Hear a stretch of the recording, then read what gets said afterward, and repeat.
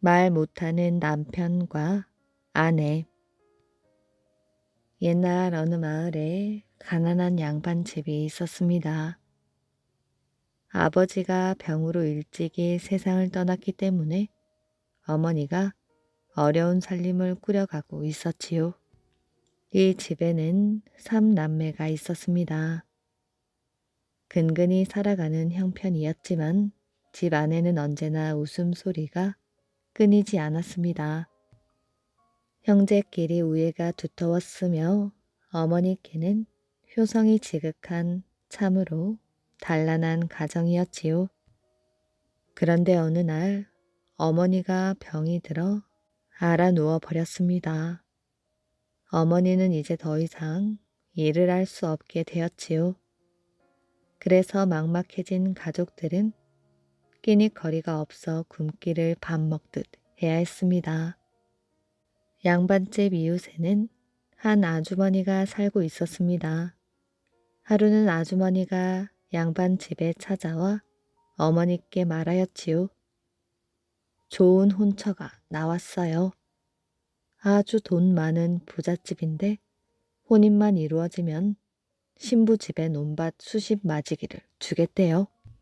이번 기회에 큰딸을 시집 보내세요.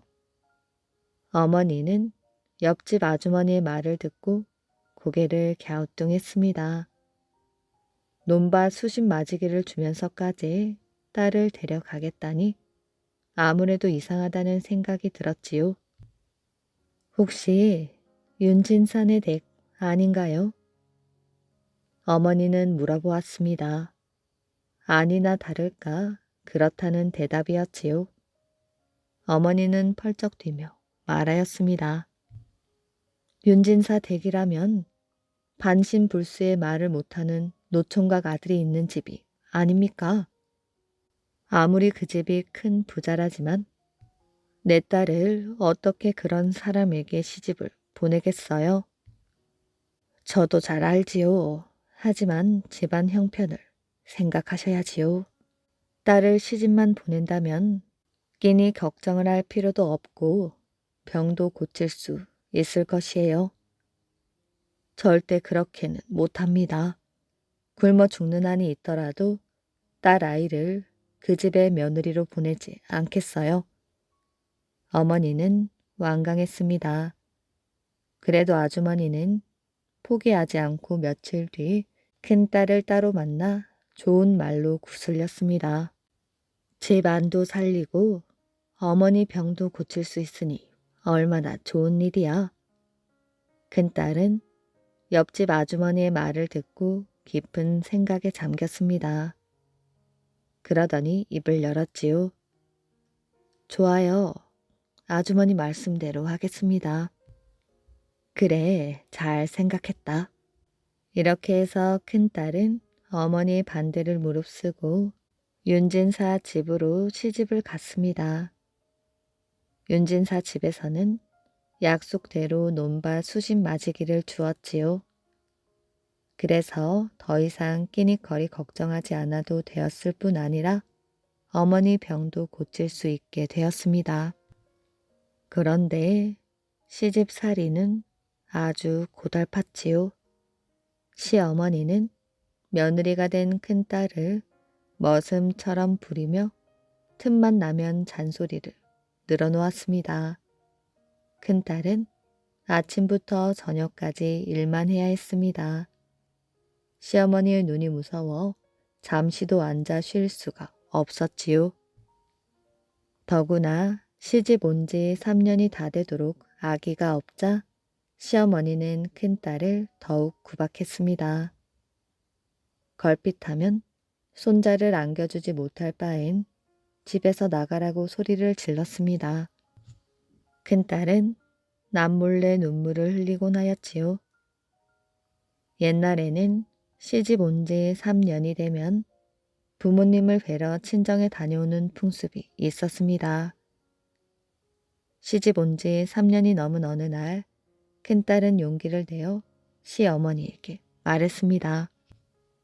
어머니, 친정에 다녀올까 하는데 허락해 주세요.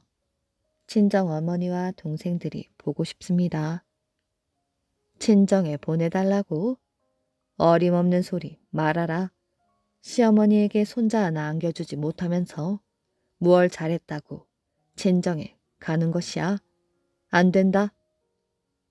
시어머니는 며느리 청에 버럭 화를 내며 냉정하게 거절했습니다. 큰딸은 방으로 돌아와 눈물을 흘렸지요. 그때 누워있던 남편이 아내를 물끄러미 바라보더니 몸을 일으켰습니다. 그리고 종이에 붓으로 무언가를 써서 아내에게 보여주었지요. 아내는 그것을 읽어보았습니다. 친정에 꼭 다녀오고 싶소. 그럼 나를 따라오시오. 남편은 불편한 몸을 이끌고 밖으로 나갔습니다. 그러고는 앞장서서 걷기 시작하였지요. 윤진사 집에서 친정 집으로 가는 길에는 작은 고개 하나가 있었습니다. 남편은 아내를 고개까지 데리고 와서는 걸음을 멈추고 바위에 걸터 앉았습니다. 그러고는 자신은 고개에서 기다릴 터이니 얼른 친정에 다녀오라고 손짓을 하였지요. 큰딸은 고개를 단숨에 달려 내려갔습니다. 3년 만에 친정에 가다니 꿈이 아닌가 싶었지요. 큰딸은 친정집 마당으로 뛰어들며 외쳤습니다. 어머니! 아니, 네가 어쩐 일이냐? 어머니, 잠시 다니러 왔어요. 그동안 고생 많으셨지요? 고생은 무슨, 우리는 내 덕분에 살림이 펴서 이렇게 잘 살고 있단다. 어머니, 병은 다 나으신 거지요? 그럼 다 나았지. 그나저나 네가 시집살이를 하느라 고생이 많겠구나. 그렇지? 큰딸은 대답 대신 울음을 터뜨렸습니다. 그리고 어머니의 품에 안겼지요. 어머니, 시댁에 다시 돌아가고 싶지 않아요.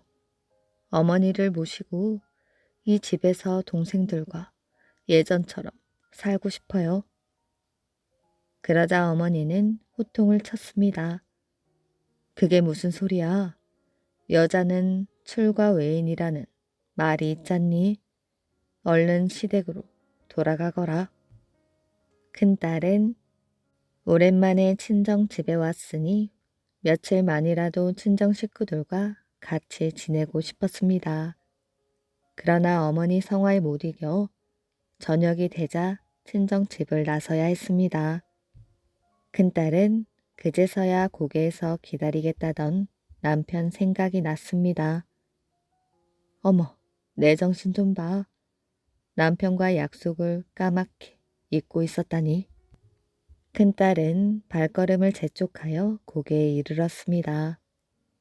그러나 약속 장소에 도착한 큰딸은 기절할 듯 놀랐지요. 남편이 쓰러져 있었던 것입니다. 큰딸은 남편을 일으켜 안았습니다. 그러나 남편은 이미 이 세상 사람이 아니었지요.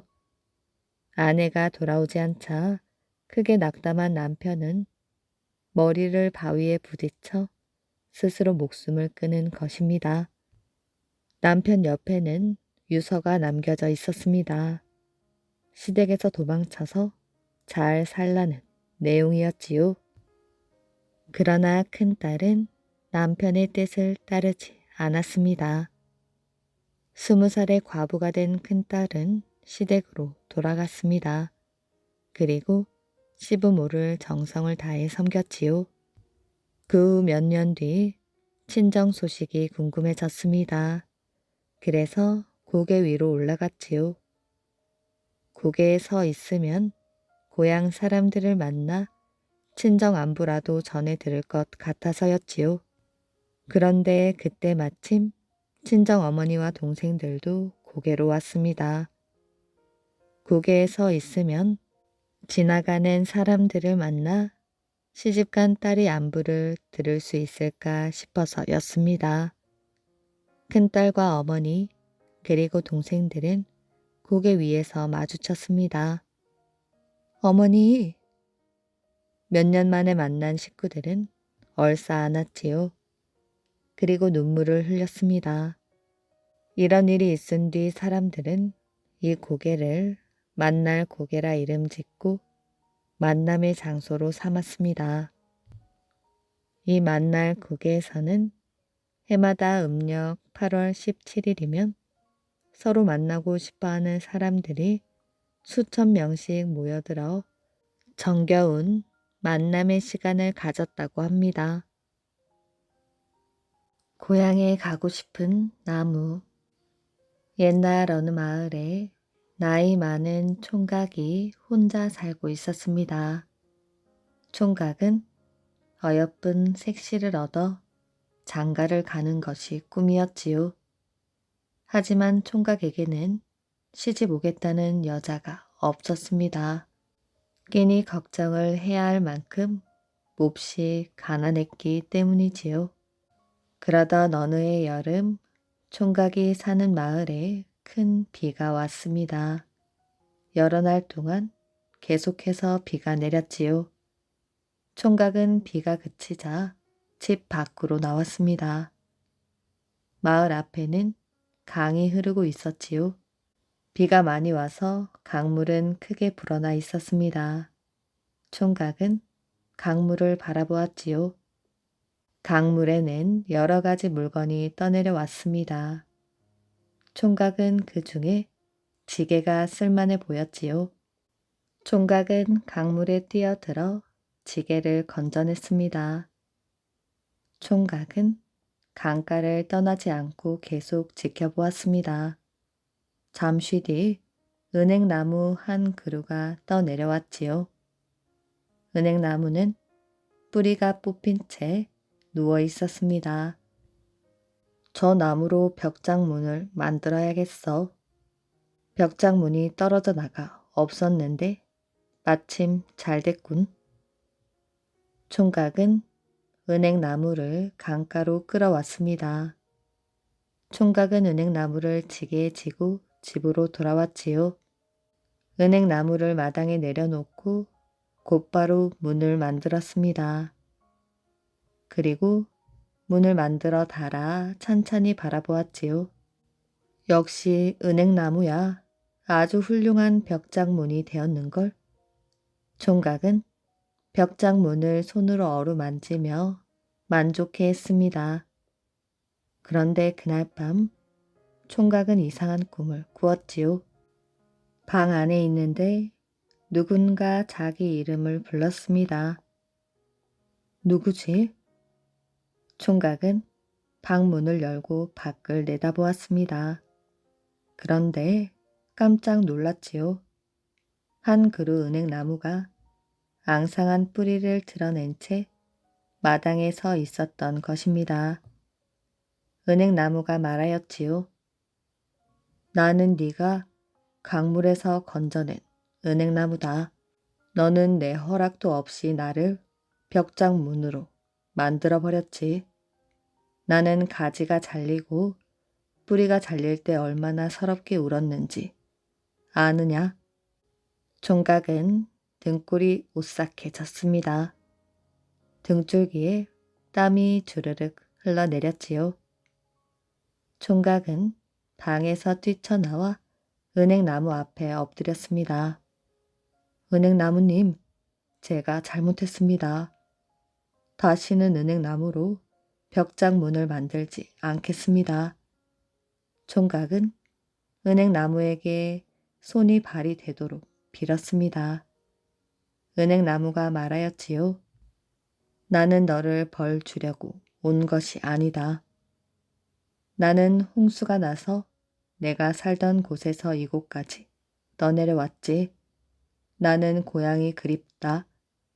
하루빨리 고향으로 돌아가고 싶구나. 나를 고향으로 데려다다오. 제 자리로 돌아가서 예전처럼 살고 싶구나. 은행나무님, 저는 은행나무님을 벽장문으로 만들어 버렸습니다. 그런데 어떻게 고향에 데려다 드릴 수 있겠습니까? 걱정 말거라. 내가 시키는 대로 하면 된다.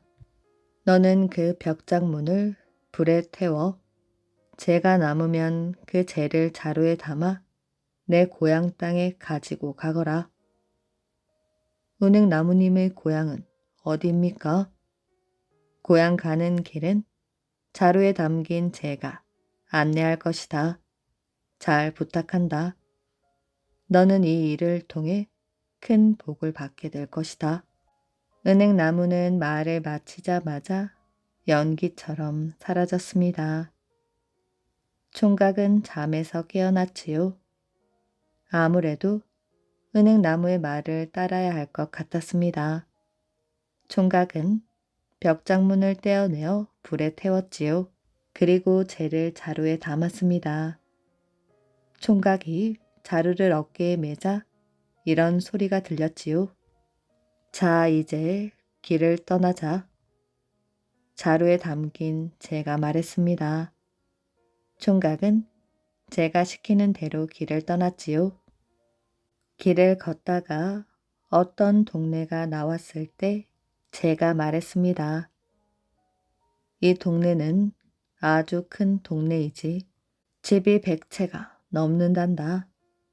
이 동네에 들어가서 내가 시키는 대로 하거라. 그럼 많은 쌀을 얻을 수 있단다. 총각은 동네 안으로 들어갔습니다. 텃밭을 일구어 놓은 집이 눈에 띄었지요. 그 집 마당으로 들어섰습니다. 계십니까? 그러자 주인 남자가 집 안에서 나왔습니다. 먼 길을 가는 나그네인데 목이 타서 들렀습니다. 물 한 그릇만 얻어 마실 수 있겠습니까? 총각이 물을 청하자 주인 남자는 눈살을 찌푸렸지요. 다른 곳에 가서 알아보시오. 우리 집은 당신에게 줄 물이 없소. 인심 한번 참. 그까진 물 한 그릇이 얼마나 된다고 줄 수 없다는 것입니까? 모르는 말씀이요. 우리 동네에서는 물이 금보다 귀하오. 먼 곳에서 비싼 돈을 주고 사다 먹고 있는데 어떻게 물을 함부로 준단 말이오? 그럼 이 동네엔 우물이 없습니까? 없으니 사다 먹지요. 주인 남자는 한숨을 길게 내쉬었습니다. 총각이 말하였지요. 그럼 제가 우물을 파서 물이 나오게 해 드릴까요? 그 대신 제가 하라는 대로 하셔야 합니다. 주인 남자는 우물 이야기에 귀가 번쩍 뜨였습니다. 물이 나온다면야 못할 일이 어딨겠소. 그렇다면 동네 청년들을 정자나무 앞에 모아주십시오. 도끼와 톱, 삽 등 연장을 가지고요. 주인 남자는 동네를 한 바퀴 돌더니 청년들을 데리고 정자나무 앞에 나타났습니다. 총각이 말하였지요. 이 정자나무를 베고 그 뿌리를 뽑아내십시오. 청년들은 총각이 하라는 대로 했습니다. 그러자 나무가 뽑혔던 자리에서 물이 콸콸 솟아 나왔지요. 동네 사람들은 좋아 어쩔 줄을 몰랐습니다. 물은 넉넉했습니다. 온 동네 사람이 쓰고도 남을 물이 마르지 않고 솟아 나왔지요. 당신 집을 알려주시오. 은혜에 보답하고 싶소.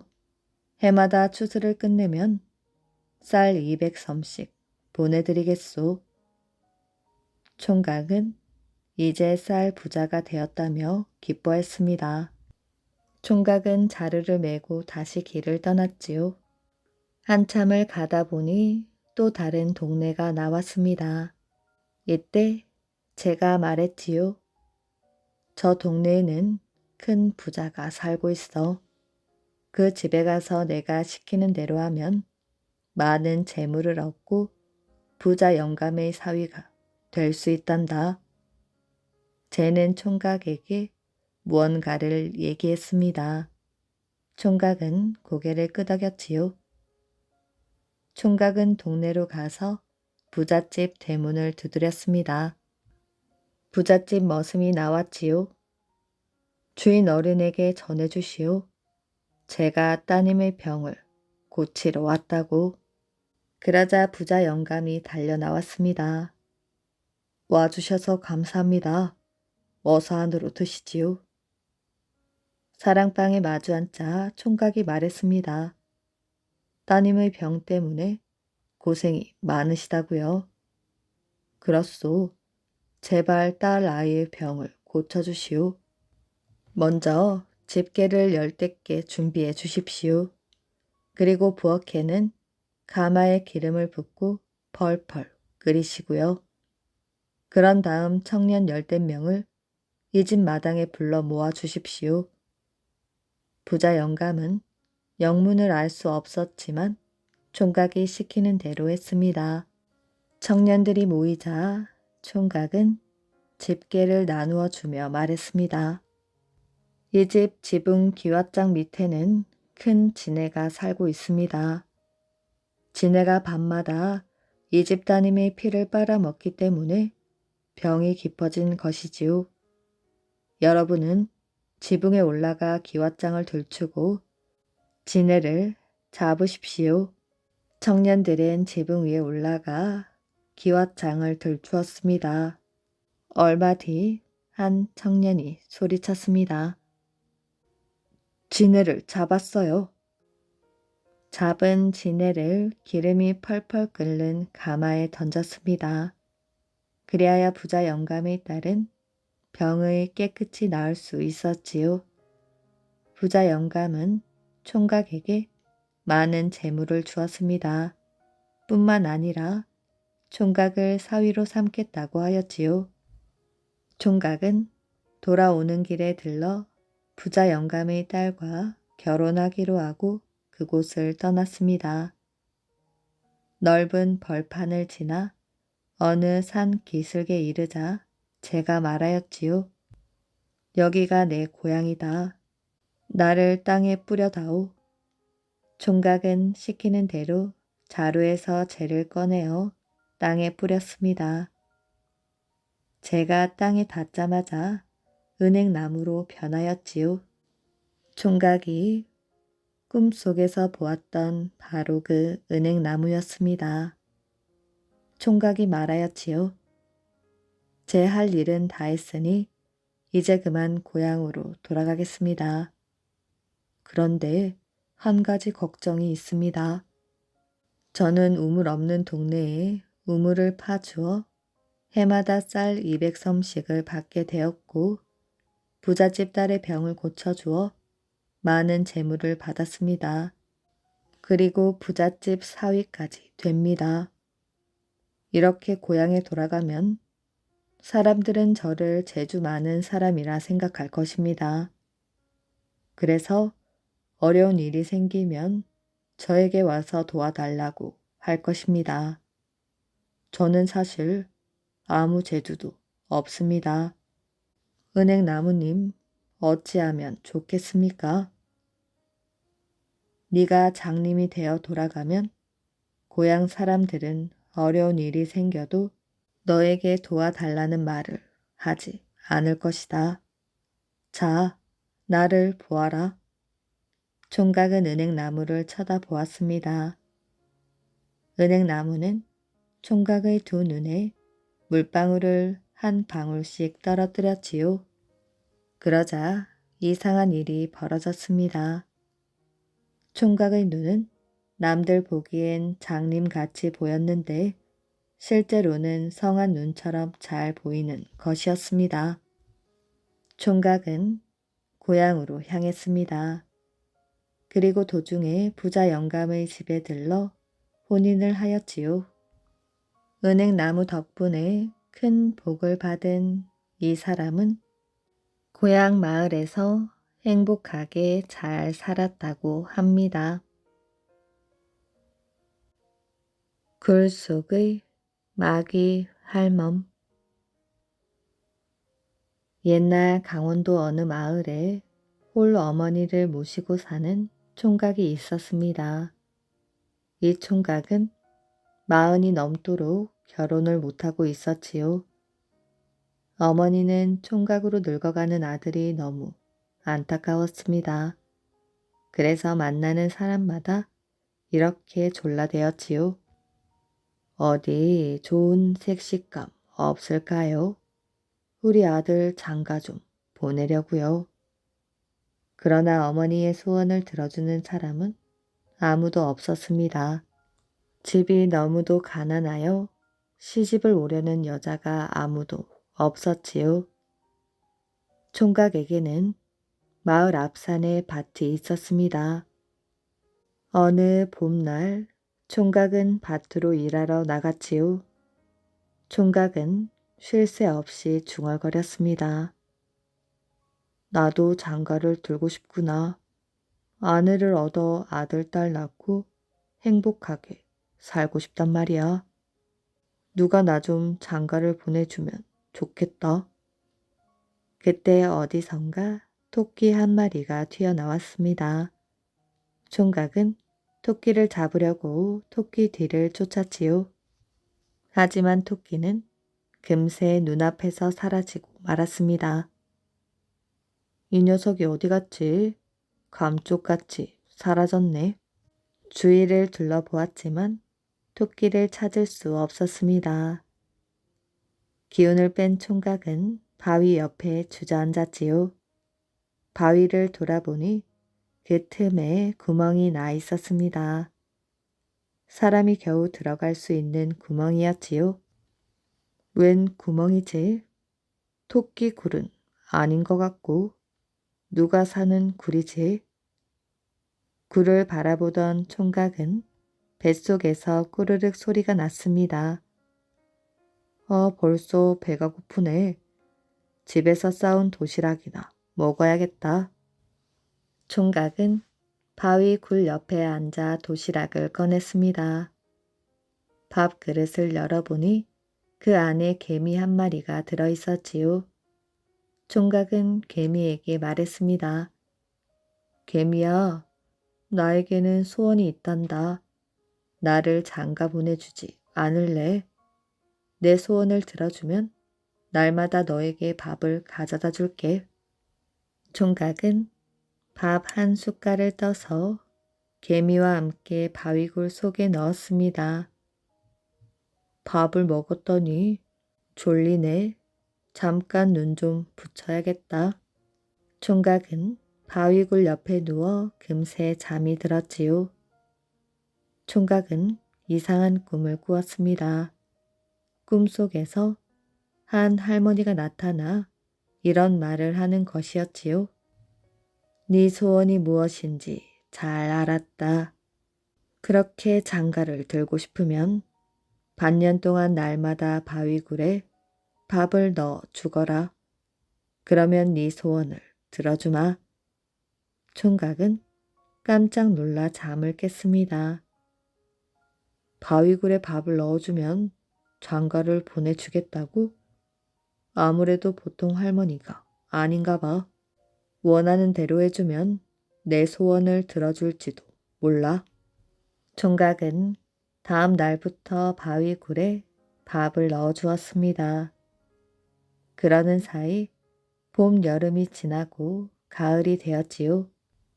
바위굴에 밥을 넣어준 지 반년 된 어느 날 총각은 또 잠이 들었습니다. 꿈속에서 할머니가 나타나 이렇게 말하였지요.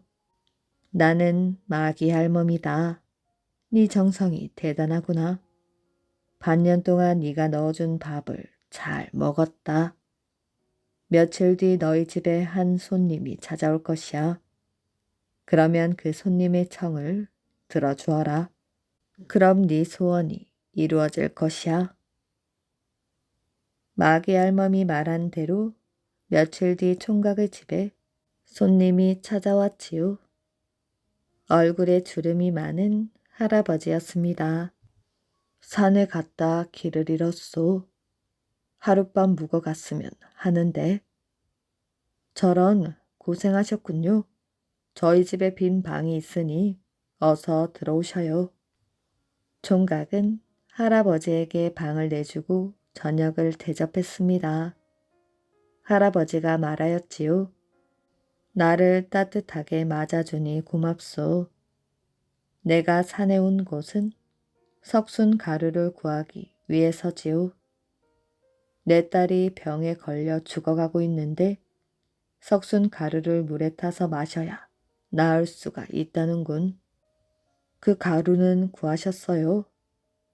못 구했지. 산속을 샅샅이 뒤졌지만 찾을 수가 없었어. 총각은 마귀 할멈이 해준 말이 생각났습니다. 다음날 총각은 마귀 할멈의 굴을 찾아갔습니다. 석수는 석회 동굴에서 나는데 마귀 할멈의 굴 속에 석순이 있을지도 모른다는 생각이 들어서였습니다. 굴 속은 어두컴컴하였지요. 총각은 떨리는 가슴을 가라앉히고 한 발 한 발 굴 속으로 걸음을 옮겼습니다. 저기 죽순처럼 생긴 돌이 있네. 물에 녹은 석회암이 천장에서 떨어지면서 오랫동안 굳어된 것이 석순이라 했지. 저게 바로 석순인가 보다. 총각은 하얀 돌을 떼어 굴 밖으로 나왔습니다. 그리고 그 돌을 할아버지에게 갖다 주었지요. 석순을 구해 주어서 정말 고맙소. 할아버지는 다음에 꼭 다시 오겠다며 고향으로 돌아갔습니다. 할아버지가 다시 총각을 만나러 온 것은 한 달 뒤였지요. 할아버지는 딸과 함께 왔습니다. 총각, 고맙소. 총각 덕분에 딸 아이의 병이 씻은 듯이 나았다오. 죽은 목숨을 살려주었으니 딸 아이는 총각에게 맡기겠소. 총각은 할아버지의 청을 거절할 수 없었습니다. 그래서 할아버지의 딸을 아내로 맞아들였지요. 마귀 할멈이 말한 대로 소원이 이루어진 것입니다. 그 뒤 아내는 아들 둘을 낳았습니다. 그런데 어느 날 두 아들이 병에 걸렸습니다. 좋다는 약은 모두 써보았지만 효염이 없었지요. 남편이 말하였습니다. 마귀 할멈에게 빌어봅시다. 정성이 지극하면 아이들의 병을 낫게 해주실 것이오. 아내는 남편이 일러준 대로 100일 기도를 시작하였지요. 마귀 할멈 굴에 들어가 밤낮 없이 기도했습니다. 우리 아이들을 살려주셔요. 마귀 할멈님, 제발 부탁드립니다. 마귀 할멈에게 바칠 밥은 시어머니가 매일 가져다 주었습니다. 99일째 되는 날 아내는 굴 속에서 기도를 하고 있었지요. 하지만 그날따라 기도가 잘 되지 않았습니다. 머릿속을 가득 채운 것은 남편과 아이들의 얼굴이었습니다. 남편과 아이들이 보고 싶어. 아내는 남편과 아이들이 보고 싶어 견딜 수가 없었습니다. 그래서 마침 밥을 가져온 시어머니에게 기도를 부탁하고 집으로 돌아갔지요. 시어머니는 기도를 하려고 굴 속에 꿇어 앉았습니다. 그런데 그때 벼랑간 천둥 번개가 치더니 굴 옆에 있는 땅이 허물어졌습니다. 그리고는 낭떠러지가 생겼지요. 집으로 간 아내는 깜짝 놀랐습니다. 아이들의 병이 깨끗이 나아 있었던 것입니다. 이런 일이 있고 나서 마귀 할멈 굴에서는 물이 흘러나왔지요. 겨울에는 따뜻한 물이, 여름에는 시원한 물이 나왔습니다. 마을 사람들은 이 물을 즐겨 마셨다고 합니다. 우물에서 나온 용. 옛날 경상북도 의성 고을에 용절이라는 절이 있었습니다. 용절에는 많은 스님들과 신도들로 언제나 북적대고 있었지요. 신도들이 모두 용절로 가버렸기 때문에 다른 절들은 쇠퇴의 길을 걷게 되었습니다. 하루는 다른 절에 있는 어느 스님이 용절을 찾아갔습니다. 용절의 스님들은 손님으로 온 스님을 따뜻이 맞아 주었지요. 손님으로 온 스님은 용절의 스님들과 웃는 얼굴로 인사를 했습니다. 하지만 용절이 잘 되는 것을 보니 속으로는 몹시 배가 아팠지요. 손님 스님은 구석구석을 샅샅이 살펴보았습니다. 하지만 용절이 번창하는 이유를 찾을 수가 없었습니다. 그날은 무더운 여름날이어서 손님 스님은 물을 먹으려고 우물 곁으로 다가갔습니다. 두레박 줄을 잡고 우물 속을 들여다본 스님은 깜짝 놀랐지요. 우물 속에 커다란 용 한 마리가 들어 있었던 것입니다. 누런 빛깔의 황룡이었지요. 용절이 잘 되는 이유를 이제야 알겠군. 우물 속에 황룡이 숨어 있기 때문이었어. 이번 기회에 황룡을 쫓아버려야겠다. 그럼 용절도 얼마 못 가서 문을 닫겠지. 손님 스님은 무서운 음모를 꾸미기 시작했습니다. 그는 용절의 스님들을 한 자리에 모아놓고 이런 말을 하였지요. 이 절이 하루아침에 큰 절이 될 수 있었던 것은 저 용 덕분인 것 같소. 우물 속에 숨어있는 용 말이오. 용절의 스님들은 깜짝 놀랐습니다. 아니, 어떻게 그것을 아셨습니까? 보통 분이 아니시군요. 이 절이 잘 되려면 황룡을 잘 보호해야 하오. 우물 속에서 오래오래 살게 해야 이 절이 오래도록 흥하고 번창할 것이오. 용절의 스님들은 손님 스님의 말을 듣고 감격했습니다. 자신의 절은 쇠퇴해 가는데 남의 절이 잘 되기를 바란다며 충고의 말을 해주다니요. 모두들 손님 스님을 덕이 높은 스님이라고 생각했습니다. 용절의 스님 가운데 한 사람이 입을 열었지요. 충고 감사합니다. 그런데 황룡을 우물 속에서 오래오래 살게 하려면 어떻게 해야 합니까? 황룡을 오래 붙잡아 두려면 우물에 각별히 신경을 써야 한다오. 물속에 나쁜 벌레들이 들끓어 우물물이 더러워진다면 황룡은 다른 곳으로 날아가 버릴 것이오. 그렇군요. 그럼 벌레들을 없애려면 어떻게 해야 합니까? 우물 속에 자주 소금을 넣도록 하시오. 그러면 벌레들이 끓지 않을 것이오. 용절의 스님들은 좋은 방법을 알려주어서 고맙다며 손님 스님에게 머리를 조아렸습니다. 그날부터 용절의 스님들은 우물 속에 하루에도 몇 번씩 소금을 넣었습니다. 그러자 우물물은 점차 그 맛이 변해갔지요. 소금물이 되어버린 것입니다. 용은 소금물을 견딜 수가 없었지요. 그래서 어느 날 우물에서 울며 뛰쳐나와 뒷고개를 넘어 멀리 날아가 버렸습니다. 용절은 황룡이 떠난 뒤부터 점점 쇠퇴해져 갔는데 그 근처에는 아직 옛날의 절터가 남아 있다고 합니다. 똥된장 이야기. 옛날 어느 깊은 산골에 할아버지 할머니가 단 둘이 살고 있었습니다.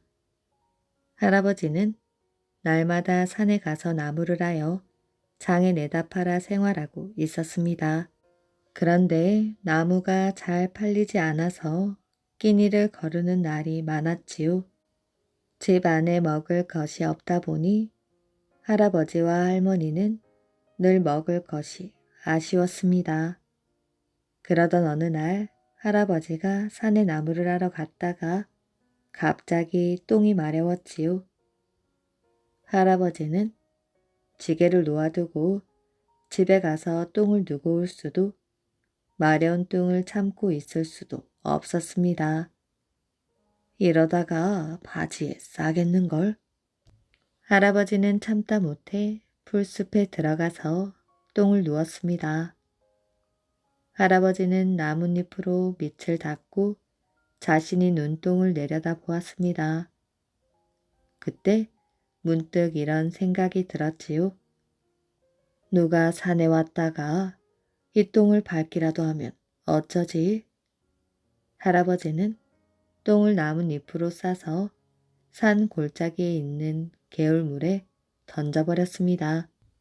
그러자 나뭇잎으로 싼 똥은 물살을 타고 아래쪽으로 떠내려갔습니다. 그리고 할아버지가 살고 있는 집 앞 개울까지 흘러갔지요. 한편 개울가에서는 할머니가 빨래를 하고 있었습니다. 빨래를 하던 할머니는 갑자기 눈을 동그랗게 떴지요. 아니, 저게 뭐지? 나뭇잎으로 싼 것이 떠내려오네. 할머니는 빨래를 하다 말고 그 물건을 건졌습니다. 나뭇잎을 벗겨내자 노란 덩어리가 나왔지요. 아니, 웬 된장이지? 우리 집에 먹을 것이 없는 걸 알고 산신령님이 보내주셨나? 영감이 산에서 돌아오기 전에 빨리 집에 가서 된장국을 끓여야겠다. 할머니는 부엌에 들어가 된장국을 끓이기 시작했습니다. 된장국이 다 끓어갈 때쯤 할아버지가 산에 나무를 해가지고 돌아왔습니다. 영감, 하루 종일 나무하느라 시장하시지요? 맛있는 된장국을 끓여 놓았으니 잠시만 기다리시구려. 어디 오랜만에 할멈이 끓인 된장국 맛 좀 볼까? 할아버지는 된장국을 떠먹어 보았습니다. 아이고, 된장국 맛이 왜 이래? 할아버지가 얼굴을 찡그리며 소리치자 할머니도 먹어보았지요. 아이고, 된장 맛이 아니라 똥 맛이네. 할멈, 대체 무슨 된장으로 국을 끓인 게요? 글쎄, 개울에서 빨래를 하고 있는데 나뭇잎에 쌓인 된장이 떠내려오길래. 뭐라고? 할머니 말을 듣자마자 할아버지는 숟가락을 내던지며 비명을 질렀습니다. 그건 된장이 아니라 내가 산에서 눈 똥이란 말이오. 예? 그럼 이게 똥된장이란 말이에요? 할머니는 비명도 지르지 못했다고 합니다. 양녕대군 이야기. 태종 4년 양녕대군 이제가 세자로 책봉되었습니다. 원자로 책봉된 지 2년 만이었어요. 양녕대군은 태조 3년 태종 이방원과 원경 왕후 민씨 사이에 맏아들로 태어났습니다. 양녕대군이 태어났을 때 태종은 대군의 신분으로 정도전 세력과 맞서고 있었어요. 정도전이 세자 의안대군의 어머니인 신덕왕후와 손을 잡고 태종을 견제하고 있어 참으로 어렵고 힘든 시절이었습니다. 그럴 때 태어난 양녕대군은 태종 부부에게 큰 기쁨과 위안을 주었어요. 두 사람은 어린 아기를 서로 안아주고 업어주며 즐거운 시간을 보냈습니다. 아들 셋을 젖먹이 때 잇따라 잃고 얻은 자식이었기에 사랑하는 마음이 더욱 컸지요. 왕위에 오른 태종은 맏아들인 양녕대군을 훌륭하게 키우고 싶었습니다. 세자 교육을 제대로 시켜 장차 이 나라를 잘 다스릴 성군으로 만들고 싶었지요. 그래서 태종은 세자 시강원을 설치해 세자가 체계적으로 공부할 수 있게 뒷바라지를 했습니다. 그러나 양녕대군은 어려서부터 공부하기를 몹시 싫어하였지요. 학문의 뜻이 없어 책 읽는 것보다 놀기를 좋아했습니다. 세자는 학식이 뛰어난 스승들에게 배우는 서연에 참석해야 합니다. 그런데 양녕대군은 서연 자리에 있으면서 열심히 강의를 듣지 않고 장난을 치거나 한눈을 팔았어요. 어느 날 양녕대군은 바깥들에 참새 잡는 틀을 설치해 놓았습니다. 그리고 수업 시간에 자꾸 바깥을 힐끔거렸지요. 그러자 세자를 가르치는 선생인 빈객이 양녕대군에게 주의를 주었습니다. 책을 읽지 않고 뭐 하시는 것입니까? 책에서 눈을 떼지 마십시오. 양녕대군은 공부하는 척하며 여전히 바깥을 힐끔거렸습니다. 그러다가 갑자기 소리를 쳤지요. 잡혔다. 양녕대군은 기뻐하며 벗은 발로 바깥들로 뛰쳐나갔습니다. 빈객은 양녕대군을 보며 긴 한숨을 내쉬었어요. 어쩌면 좋지. 세자께서는 도무지 공부에 관심이 없으시니. 그러던 어느 날 태종은 시종을 불러 이런 명령을 내렸습니다. 세자가 공부를 하지 않고 놀기를 좋아해서 큰일이구나. 12살이면 마음을 잡고 학문에 정진해야 할 나이가 아닌가. 그런데 아직도 정신을 못 차리고 놀러 다닐 궁리만 하니. 이것은 세자궁에서 세자의 시중을 드는 내관이 세자를 제대로 돌보지 않은 탓이다. 내관을 잡아들여 볼기를 치도록 해라. 태종의 명이 떨어지자 시종은 세자궁의 내시를 잡아들여 볼기를 때렸습니다. 아이고 엉덩이야. 세자 마마가 공부를 안 하시는데 왜 제가 볼기를 맞습니까? 세자궁의 내시는 걷지 못할 정도로 엉덩이를 흠씬 두들겨 맞았습니다. 내시는 억울하여 견딜 수가 없었어요. 세자마마, 제가 무슨 죄가 있기에 이런 형벌을 당한 것입니까? 미안하구나. 나 때문에 네가 볼기를 맞다니. 앞으로는 네가 이런 봉변을 당하지 않게 조심하마. 양녕대군은 내시에게 미안한 마음이 들어 이렇게 말하였습니다. 그러던 어느 날 양녕대군의 스승이 양녕대군을 찾아와서 말하였습니다. 세자께서는 학문에 힘쓰셔야 합니다. 공부를 게을리하여 주상 전하를 근심스럽게 해드려서야 되겠습니까? 그것은 큰 불효지요. 세자께서는 장차 나라를 다스릴 분입니다. 공부하지 않으면 정치를 할 수 없고 정치를 못하면 나라가 망합니다. 양녕대군은 자기를 가르치는 선생에게 충고를 들었는데도 아무 대답을 하지 않았습니다. 고개를 푹 숙인 채 입을 꼭 다물고 있었지요. 그 뒤에도 양녕대군은 공부를 멀리하고 놀러 다니는 버릇을 고치지 않았습니다. 그래서 태종은 수시로 선생들을 불러 이런 부탁을 하였지요. 세자가 서연에 들어오면 모든 관원은 잠시도 자리를 비우지 말라. 세자가 식사를 하거나 움직이거나 가만히 있을 때에도 그 곁을 꼭 지키고 있어야 할 것이야. 세자가 장난을 치지 못하게 하고 오로지 공부에만 힘쓰게 하거라. 세자가 말을 듣지 않는다면 곧바로 내게 알리거라. 양녕대군은 다른 사람들의 말은 무시해도 아버지 태종은 무서워하였습니다.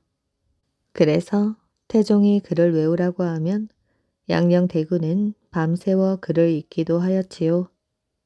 그러나 그것도 그때뿐이었습니다. 양녕대군은 방 안에 앉아 글을 읽는 것보다 밖에 나가 놀기를 좋아하였지요. 그러자 사간원에서는 세자가 공부를 하지 않는다고 계속해서 상소를 올렸지요. 그리고 어느 날은 세자에게 공부 방법과 시간을 정해 놓아야 한다고 상소를 올렸습니다. 그에 따라 태종은 세자 시강원에 다음과 같이 어명을 내렸습니다. 세자는 하루에 2번씩 서연에 나가도록 해라. 그리고 세자가 그날 어떤 경서를 어느 글귀부터 어느 글귀까지 몇 자를 몇 번 읽었는지 기록해 놓고 서연관이 날마다 감독하라.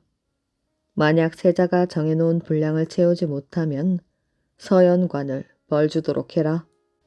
임금과 신하들은 세자가 학문에 열중하도록 온갖 노력을 기울였습니다. 하지만 양녕대군은 아프다는 핑계를 대며 서연에 자주 나가지 않았지요. 그래서 서연관들은 양녕대군에게 눈물을 흘리며 제발 서연에 나오라고 간절히 청하였는데 그러면 마지못해 서연에 나가곤 하였습니다. 양녕대군은 누가 가르치지 않아도 어려서부터 말타기와 활쏘기를 좋아했습니다. 그리고 매 사냥을 좋아하여 언제나 산속을 헤매고 다녔지요. 태종 12년 태종은 이 사실을 알고 세자궁의 내시들을 불렀습니다. 세자가 매를 세자궁에 두고 있다면서 너희들은 어찌 그것을 구경만 하고 있었느냐? 요즘 세자가 밤새워 풍악을 울리며 술을 마시고 논다면서 너희들의 죄가 크다. 태종은 내시들을 야단쳤습니다. 뿐만 아니라 양녕대군에게 매를 바친 사람들을 찾아내어 볼기를 때리기까지 하였지요. 그래도 양녕대군은 달라지지 않았습니다.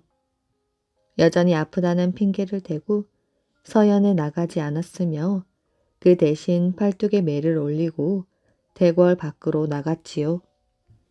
세월이 흘러도 양녕대군이 공부는 하지 않고 말썽만 부리자 태종은 양녕대군에게 반성문을 쓰게 하였습니다. 그러나 양녕대군은 반성문을 쓰고도 전혀 달라지지 않았지요.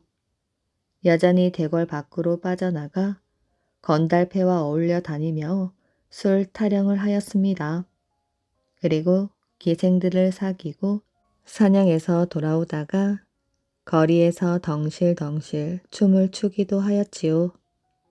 세자로서는 도저히 할 수 없는 행동들이었습니다.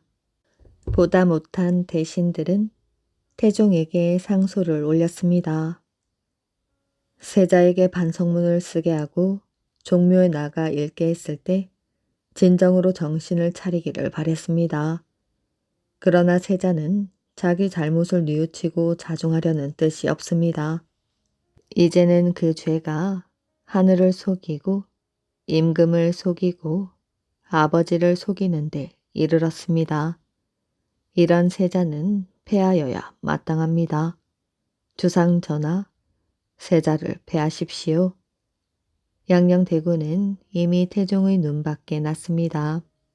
태종이 대신들의 뜻을 받아들이니 결국 양녕대군은 세자 자리에서 쫓겨나고 말았지요. 그 대신 동생인 충녕대군이 세자로 책봉되었습니다. 충녕대군은 어려서부터 영특하고 학문을 좋아하여 군왕으로서 손색이 없었지요. 양녕대군은 14년 만에 세자 자리에서 쫓겨난 뒤에도 말썽이 끊이질 않았습니다. 남의 첩을 가로채는가 하면 남의 집 개를 훔치다가 발각되기도 하였지요. 양녕대군은 이런저런 일로 수십 차례 탄핵된 바 있었지만 세종의 각별한 배려로 처벌받지 않았습니다. 양녕대군은 1462년 69세의 나이로 세상을 떠났습니다. 게으른 아들. 옛날 어느 마을에 가난한 농사꾼이 살았는데 이 사람에게 아들이 하나 있었습니다. 그런데 이 아들이 일하기를 아주 싫어하였지요. 들에서 농사일을 하면서도 늘 입이 열대발이나 나와 투덜거리는 게 일이었습니다. 건너마을 복동이는 날마다 방에서 글만 읽던데 나는 이게 무슨 꼴이람? 아버지, 나도 이 지겨운 농사일 그만두고 글 공부를 하게 해줘요. 이라고 매일매일 졸라대었지요. 그러니 아버지가 아주 귀가 시끄러워서 그럼 그러라고 허락을 하였습니다. 그러면 너는 내일부터 일하지 말고 방에서 글 공부만 하거라. 그런데 글 공부를 하려면 옷차림을 단정하게 하고 앉아서 참을성 있게 글만 읽어야지 딴짓을 해서는 안 된다. 아들은 좋아라 하고 그 다음 날부터 방에 틀어박혀 글 공부만 하였지요. 아버지가 일러준 대로 발에는 통버선을 신고 머리에는 갓을 쓰고 각근을 바짝 조인 다음 무릎을 꿇고 앉아서 하루 종일 글만 읽었습니다. 처음에는 농사일을 하지 않고 글 공부하는 것이 좋아서 신바람이 났는데 하루 종일 그러고 있으니 슬슬 지겨워지기 시작하였습니다. 꼭 끼는 통버선을 신었으니 발은 욱신욱신 아프지 가끈이 조여들어서 머리는 띵하지 꿇어앉은 다리는 저려오는 데다가 하품까지 자꾸 나오지 지겹지 않을 수가 없었습니다. 그래도 떼약 볕에서 농사일 하는 것보다 낫지 싶어서 꾹 참고 글 공부를 하였지요. 그런데 하루가 지나고 이틀이 지나니까 정말 지겨워서 견딜 수가 없었습니다. 잠깐 그러고 있는 것도 아니고 하루 종일 통버선 신고 가끈 조이고 꿇어 앉아서 글을 읽는다는 게 쉬운 일이 아니었습니다. 나중에는 온 몸이 쑤시고 오금이 저려서 아주 죽을 맛이었어요. 아이고, 내가 멋에 쓰여서 이 지겨운 글 공부를 하려고 한 것이야. 지금쯤 들에 나가서 일을 한다면 내 마음대로 걷고 뛰고 아주 신이 날 텐데 이런 생각이 드니 더 견딜 수가 없었습니다. 그래서 그만 그 길로 방문을 박차고 뛰어나왔지요. 통버선이고 가지고 다 벗어던지고 훨훨 나는 듯이 들로 나갔습니다. 아버지가 그것을 보고 이놈, 너는 글 공부를 하다 말고 왜 뛰쳐나온 것이야? 하고 후통을 치니 아들이 말하였어요. 아버지, 다시는 글 공부한단 소리 안 할 테니 들에서 일하게 해주세요. 그러고는 그 다음부터 아주 부지런히 농사일을 하였지요. 농사일을 하면서 소가 말을 듣지 않으면 이놈의 소야, 너도 통벌선 신고 갓근 조이고 방에 틀어박혀 글 공부나 해보겠어. 말 안 들으면 너도 그렇게 될 줄 알아. 이렇게 말하였지요. 오늘의 이야기는 여기까지입니다. 이야기 재밌게 잘 들으셨나요? 오늘도 편안한 밤 되시길 바랍니다.